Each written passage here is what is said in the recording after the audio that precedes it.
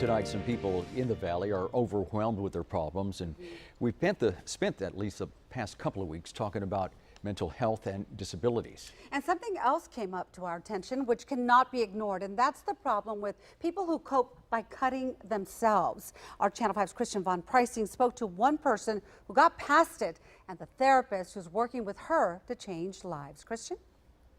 Letty, this former cutter showed me it takes time to understand yourself and to move on to a healthier life. Now she's working to reach people who were just like her.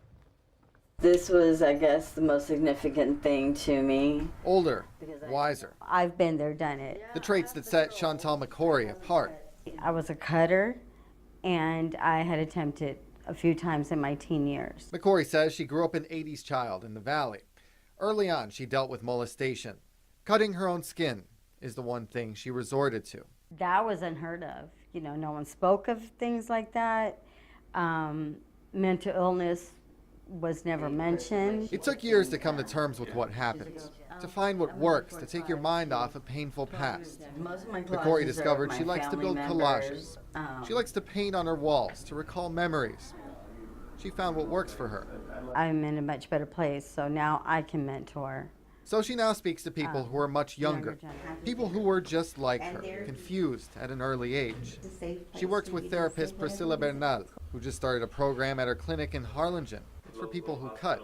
Not necessarily does it mean that they want to actually die. They don't. They just want to end the pain. And they use these coping skills, very unhealthy coping skills, to get rid of that pain. Finding a way to cope is key, says Bernal. You have to find the right way. Drawing, painting, running, something to distract you. Your mind goes somewhere. The pain that you're feeling at that point, it's very strong. And you feel like it might not pass, but it will pass. Bernal says her program was able to get at least 6 kids to stop cutting since April. Their triggers, the things that hurt them, could be family conflict, could be bullying, could be drug abuse. A lot of them are just shy. I think they're just shy. McCory tries to reach them. She explains to them how her art helps her cope. She can't escape her past. I may have the scars, but these scars remind me of where I've been and what I've survived. She now knows she can mold her future by taking it into her own hands. The therapist I talked to in that story says there are 3 things you need to do if you're facing these kinds of problems. One is you need to figure out what's causing your problem or what's triggering it. Then you can figure out the best way to cope with that problem in a healthy way. And third, seek professional help from someone who can help navigate you through all of this.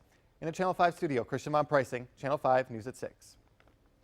If you have thoughts of hurting yourself and need someone to talk to right away, you can call the Suicide Prevention Hotline. Their number 1-800-273-8255. They'll help answer any questions you might have and also tell you where you can seek help.